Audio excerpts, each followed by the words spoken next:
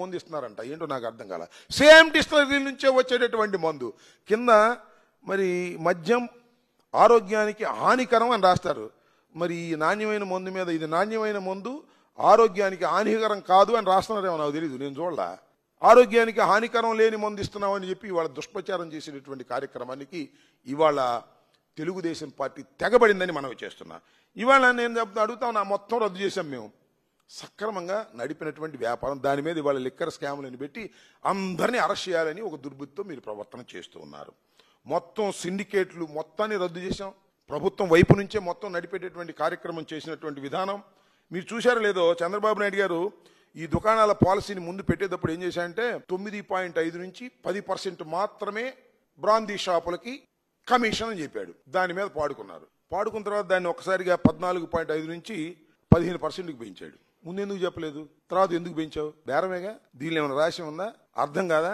రోడ్ల మీద విచ్చలవిడిగా తాక్కోకుండానంట బ్రాందీ షాప్ దగ్గరే పర్మిట్ రూమ్ పెట్టారంట. అంటే నువ్వు రోడ్డు మీద తాగాల్సిన అవసరం లేదు, ఇంటికి వెళ్ళి తాగాల్సిన అవసరం లేదు, పక్కనే ఉంటుంది ఒక పర్మిట్ రూము. దానికి మళ్ళీ క్యాష్ కొట్టుకునే కార్యక్రమం, దానికి డబుల్ రేట్ వేసి మళ్ళీ 20 రూపాయలు 30 రూపాయలు అమ్మే కార్యక్రమం. అంత దోపిడీ వ్యవహారం చేసేటటువంటి కార్యక్రమంలో ఇవాళ లిక్కర్ వ్యవహారం నడుపుతున్నటువంటి విధానం మనం ఒకసారి చూసినట్లయితే అర్థమైపోతుందని కూడా ఈ సందర్భంగా నేను చెప్పదలుచుకున్నా.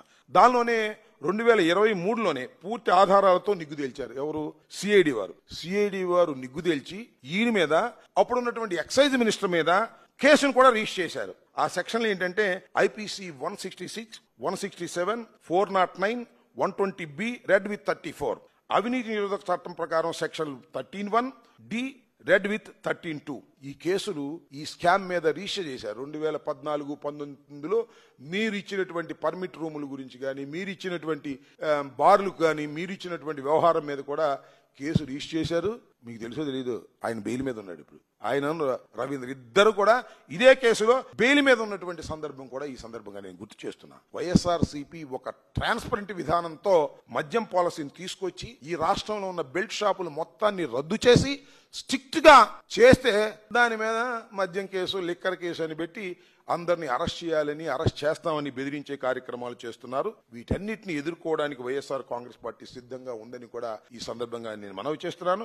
చంద్రబాబు నాయుడు గారు లిక్కర్ వ్యవహారంలో కానీ, సింగపూర్ వ్యవహారంలో కానీ, మహిళల వ్యవహారంలో కానీ అందరి వ్యవహారాల్లో పచ్చి మోసం చేసేటటువంటి కార్యక్రమానికి ఇవాళ దిగజారిపోయాడు. ఎందుకంటే పడిపోతున్నటువంటి గ్రాఫులు లేపుకోవాలనే ప్రయత్నం చేసి పులివెందుల్లో కూడా ఒక దుష్ట శక్తులను ప్రవేశపెట్టి రౌడీయిజం చేసి గాయాలు పరిచి చంపాలని ప్రయత్నం చేసి కాకి బట్టలు వేసుకున్నటువంటి ఐపీఎస్ ఆఫీసర్లు కూడా వినియోగించుకొని ఏదో ఒక విధంగా పులివెందుల్లో గెలవాలని తాపత్రయపడుతాడు. ఆఫ్టర్ ఆల్ ఈ స్మాల్ ఎలక్షన్ కూడా చంద్రబాబు నాయుడు గారు ఇంత కష్ట నష్టాలు పడుతున్నాడంటే ఎంత అధోగతి పాలయ్యాడో ఒక్కసారి ఆలోచించుకోవాల్సిందిగా ఈ సందర్భంగా చెప్పదలుచుకున్నాను.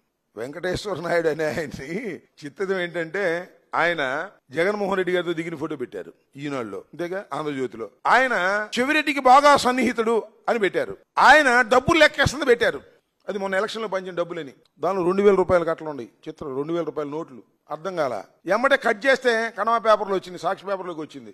ఎవరెవరితో దిగాడు? పెమ్మసాని చంద్రశేఖర్ దిగాడు, చంద్రబాబుతో దిగాడు. ఈ ఫోటోలే ఆధారం అయితే చంద్రబాబు డబ్బులేగాయి, పెమ్మసాని చంద్రశేఖర్ డబ్బులేగాయి చెప్పొచ్చుగా. కాస్త అబద్ధం చెప్పినా అతికేదట్టు ఉండాలని ఒక సామెత ఉంది. మీరు కట్టుకథలు అల్లినా కాస్త అతికేదట్టు అల్లంటారా స్వామే. అన్ని సన్నాసి పనులు చేసే చంద్రబాబు నాయుడు ఆయనలాగానే అందరూ చేస్తారని మా మీద బురదల్లే కార్యక్రమాలు.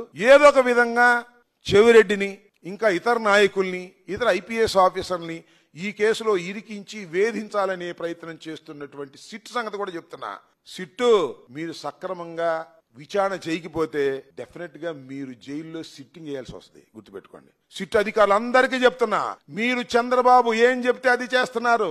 2000 రూపాయల నోట్లు పెట్టినటువంటి పెట్టి మీరు చేస్తున్నారు. మొన్న కూడా చూసాం కసిరెడ్డి దగ్గర 11 కోట్ల రూపాయలు ఎక్కడో ఫామ్ హౌస్ లో, ఏదో farm college, engineering college Vardhaman కాలేజీలో చేశారంటే దాని మీద కోర్టులో విచారణ జరుగుతూ ఉంది. ఆ నోట్ల యొక్క నెంబర్లు, సీనియర్ నెంబర్లు ఇవ్వమంటే అవి ఇవ్వకుండా అక్కడక్కడ కలిపేస్తున్నారు. అంటే దొంగతనం చేశారు. పోలీసులే డబ్బులు తీసుకెళ్లి పెట్టి పట్టుకుంటారు. మీరు చూశారు, చాలా చోట్ల జరుగుతూ ఉంటది. ఎవరి మీద కేసు బుక్ చేయాలంటే గంజాయి పెట్టి వాడి తెలియకుండా వెళ్ళి పట్టుకుంటారు. ఆ రకంగా సిట్ చేస్తుంది స్పెషల్ ఇన్వెస్టిగేషన్ టీం, ఐపీఎస్ అధికారులు, డిఎస్పీలు, సిఐలు, ఎస్ఐలు ఉన్నటువంటి టీం ఇవాళ చంద్రబాబు నాయుడు మోచేతి నీళ్లు దాగుతూ లోకేష్ చెప్పినట్టుగా మా నాయకుల్ని ఇరికించాలని మీరే నోట్లు తీసుకెళ్లి పెట్టేటటువంటి కార్యక్రమం చేస్తున్నారు. ఈ ప్రభుత్వం శాశ్వతంగా ఉండదు. న్యాయస్థానాల్లో అన్ని బయటకు వస్తాయి. మీరు ఇదే విధంగా తీసుకెళ్లి డబ్బులు పెట్టినట్టుగా రుజువైతే sit will be sit in the jail after 5 years. గుర్తుపెట్టుకోండి. ఐపీఎస్ ఆఫీసర్లు ఏమి చట్టానికి అతీతులు కాదని మీరే చెప్పారుగా. జత్వానీ కేసులో తీసుకెళ్లి పిఎస్ఆర్ ఆంజనేయులు గారిని జైల్లో కూర్చోబెట్టారుగా. మిమ్మల్ని కూడా తీసుకెళ్లి జైల్లో కూర్చోబెట్టేటువంటి చట్టం ఉంది, మర్చిపోవద్దని మనం చేస్తున్నా. ఎంత దౌర్భాగ్యం అండి. నోట్లు కట్టలు తీసుకెళ్లి మీరే పెడతారా?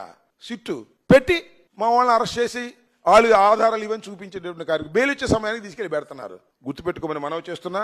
టోటల్ గా చంద్రబాబు నాయుడు గారి మోచేతి నీళ్లు దాగే ఆ కోయా ప్రవీణ్ లాంటి ఐపీఎస్ ఆఫీసర్లు, లేదు అక్కడ మణికంఠ లాంటి ఐపీఎస్ ఆఫీసర్లు, ఇక్కడ సిట్లో ఉన్నటువంటి ఐపీఎస్ ఆఫీసర్లు అందరికీ చెప్తున్నా, ఇది భారత రాజ్యాంగం ప్రకారం జరగవలసినటువంటి పరిపాలన తప్ప మీ ఇష్టానుసారంగా కాకి బట్టలు వేసుకొని తుపాకీ ఉందని, లాఠీ ఉందని మీ ఇష్టం వచ్చినట్టుగా చంద్రబాబు చెప్పినట్టుగా జులిపిస్తే కటకటాలు లెక్క వేయవలసిందే.